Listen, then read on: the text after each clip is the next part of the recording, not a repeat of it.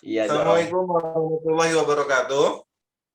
Waalaikumsalam. Pertanyaan webinar ini. Eh, tema kita hari ini adalah satu fenomena yang mungkin udah nggak asing untuk Anda semua yang nonton video ini di rumah sana, yaitu tentang parakan. Waduh. Nah, parakan ini sangat viral sekali sekitar 2 atau 3 minggu yang lalu, menjadi bahan perbincangan di kalangan masyarakat yang juga akan kita bahas di sini. Menurut sudut pandang kita, yang tendensinya adalah orang-orang yang peduli kepada mental health di kalangan remaja. Nah, saya memandang peristiwa ini sebagai satu fenomena butterfly effect nggak sih? Menurut kalian? Nanti tuh itu pengen ketawa jadinya.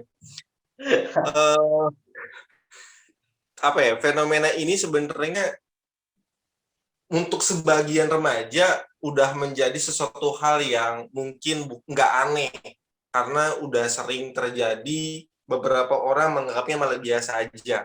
Buat orang-orang yang mungkin tidak ada di circle itu atau jarang melihat mendengar fenomena itu, soalnya jadi kayak wah baru, jadi wah kok gitu, jadi aneh gitu loh. Padahal buat beberapa kalangan itu malah jadi sesuatu yang nggak aneh karena udah sering terjadi ataupun di sekitarnya udah banyak yang kayak gitu. Kenapa ini menjadi sebuah hal yang menarik untuk dibahas, walaupun mungkin sebagian kalangan menganggap ini malah hal yang biasa. Justru karena mulai dianggap biasa, ini semakin meresahkan untuk para orang yang peduli sama mental health tadi di kalangan remaja, yang sebenarnya ini nggak layak untuk menjadi sesuatu hal yang biasa atau normal dianggapnya gitu loh. Karena ini bisa sangat merusak generasi muda gitu loh. Nah, karena itu jadi penting dibahas sama kita tadi ya. Sebelum kita bahas penyebab, sebab dan akibat, kita bahas dulu fenomenanya. Sudut pandang kita masing-masing seperti apa, biar kita sama persepsinya. Kalau persepsi udah sama, baru kita tuh ngeliat tuh penyebabnya apa, solusinya apa, dan lain-lainnya. Nah, makanya aku pengen denger juga nih pendapat teman-teman hal masalah kasus atau fenomena ini. Kita disclaimer dulu nih buat nanti mungkin para pendengar ya. Pertama, disclaimer bahwa kita bukan expert. Kedua, saya sendiri nggak tahu, belum pernah nonton video parakannya. Yang saya tahu itu video tentang berhubungan seksual yang direkam di daerah Parakan terus viral. Yang saya tahu itu. Jadi kita ngomongin soal isu video Parakan itu secara umum, dalam artian kita samakan dengan video-video yang mungkin dulu sempat viral. Kedua, pemahaman aku, kita batasi konteksnya di Indonesia, kulturnya, dan mungkin negara-negara Islam yang lainnya. Kenapa? Karena mungkin di Amerika dan negara-negara yang lain, mungkin ya, saya nggak tahu banyak banget, itu hal dianggap wajar dan legal mungkin gitu. Bahkan pernah dengar nggak, ada katanya kalau anak di Amerika yang udah SMP SMA belum pernah making love sama pacarnya atau siapanya gitu, itu malah yang nggak wajar gitu. Ini perlu disclaimer dulu sama teman-teman, itu betul atau enggak. Kemudian konteksnya kan di Indonesia kita ngomonginnya gitu. Takutnya nanti ada pendengar kita dari luar negeri, kok di Indonesia dianggap hal yang nggak wajar gitu ya. Padahal di negara-negara kami untuk usia sekian berhubungan seksual dengan laki-laki perempuan it's okay gitu. Itu mungkin aku pengen disclaimer dulu sama pendengar, takutnya ada yang gimana gitu. Kalian tahu nggak sih kalau ternyata video Parakan itu bukan cuma satu video? Maksudnya? Itu ada 2 video. Aku tadi baru sempat update. Aku nggak nonton, cuma konteksnya aku baca artikelnya gitu, baca beritanya dan lain-lain gitu. Nah, ternyata di sekarang itu tagarnya ada Parakan 1 sama Parakan 2. Tapi kalau untuk yang Parakan 2 aku belum tahu nih ya, dia itu pelakunya itu dari pelajar juga atau bukan. Kan kalau Parakan 1 itu pelakunya adalah pelajar SMP ya, kelas 2. Luar biasa kan, anak SMP sekarang yang kayak gitunya udah jauh lebih di atas kita ya, yang usianya ya bukan muda lagi gitu. Aku sih pribadi sekarang emang mulai ngerasa risih juga ya sama konten-konten media yang ada di sekitar kita.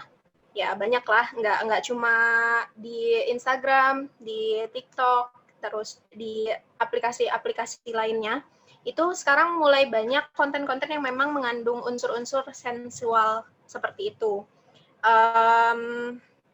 Apa ya, jatuhnya ya fenomena yang sekarang itu ya betul apa kata Kak Rahmat, dan mungkin teman-teman yang lain juga merasakan apa yang sekarang saat ini kita bahas, ya fenomena yang sekarang kita lihat itu memang anak-anak udah mulai ke arah sana gitu.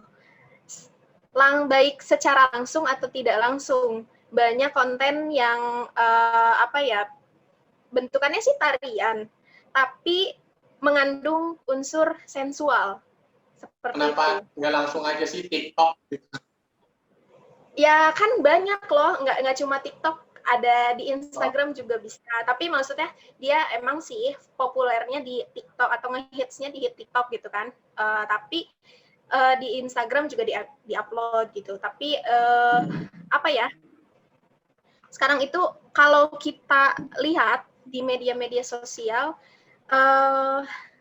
kadang kita nggak mau ngelihat hal yang seperti itu, tapi tiba-tiba muncul dong di beranda. Terus akhirnya kita terpaksa untuk melihat itu, ya nggak sih? Dan hal itu tuh terjadi bukan sama kita aja, yang identitas kita kan udah berapa belas tahun ya, atau bahkan ada yang 20 tahun ke atas. 18 plus gitu ya. Seharusnya kan konten-konten yang seperti itu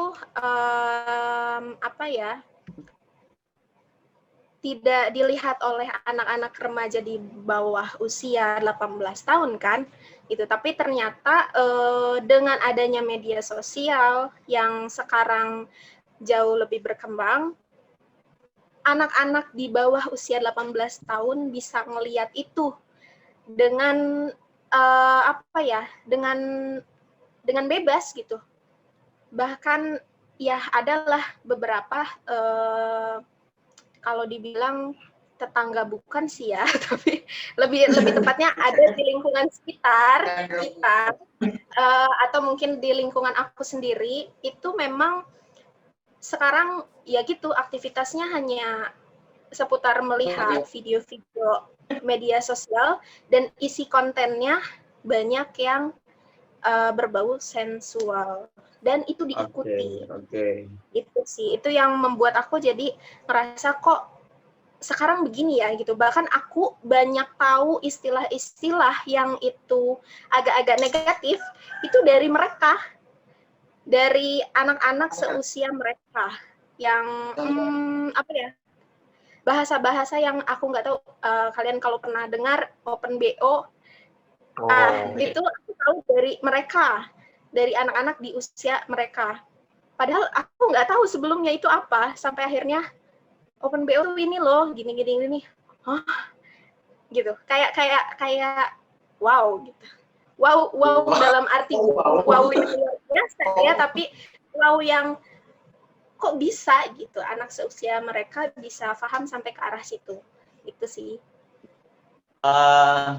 Dorongan untuk karena tadi Kak Al juga bilang aku tuh dulu sama kayak gini tabu gitu, tapi kemudian menurut aku maksudnya nggak cuma lingkungan loh yang berperan, setiap individu juga punya peran, karena tiap orang kan punya dorongan nafsu, punya dorongan syahwat yang itu mendorong kesukaan mereka terhadap lawan jenis, dorongan seksual mereka gitu, udah balik gitu kan. Jadi memang pada akhirnya media sosial sebagai circle-nya itu berpengaruh, pun individunya yang nggak bisa ngontrol nafsunya juga jadi pengaruh yang cukup besar juga sebetulnya. Oke, jadi gini konsepnya, fenomena udah ngomongin konsep nih, sebuah apa? Enggak, udah ngomongin konsep, keren nih, terus.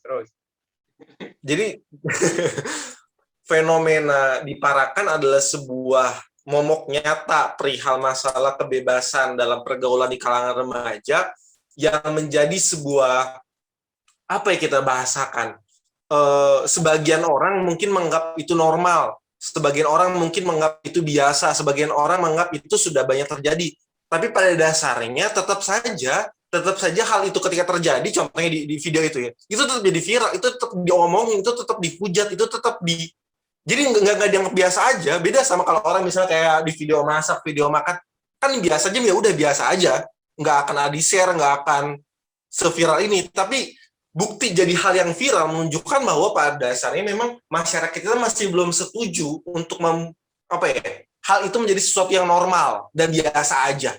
Harus kita akui bahwa sumber pertama segala hal yang gua maksud adalah parakan atau seksualitas di kalangan remaja itu memang bukan dari media sosial, bukan dari digital dan internet.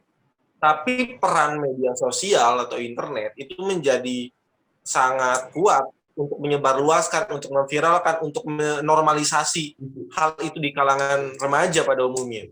Nah, tapi kita tidak bisa untuk menghentikan perkembangan zaman, untuk menghentikan era globalisasi dan digital di kalangan remaja. Karena perkembangan zaman nggak mungkin dihentikan, hanya bisa dipercepat, tidak bisa dihentikan. Nah, jadi memang gimana?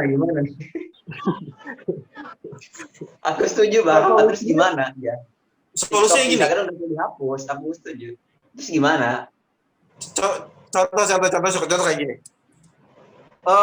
Hal ini terjadi karena gagap teknologi di mana era abad 21 ini, awal abad 21 ini, perkembangan jauh lebih pesat, sangat pesat, lebih cepat dibanding percepatan sebelum-sebelumnya, bro.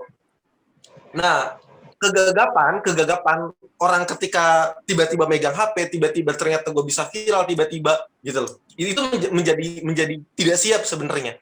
Kita ambil contoh misalnya di sekolah aja. Ketika sekolah tiba-tiba daring, tiba-tiba online, tiba-tiba belajar itu lewat HP gitu kan. Itu jadi gagap semua tiba-tiba tuh, pihak guru maupun siswa. Gagap tuh bingung, akhirnya sangat buruk sekali gue nilai gitu tuh.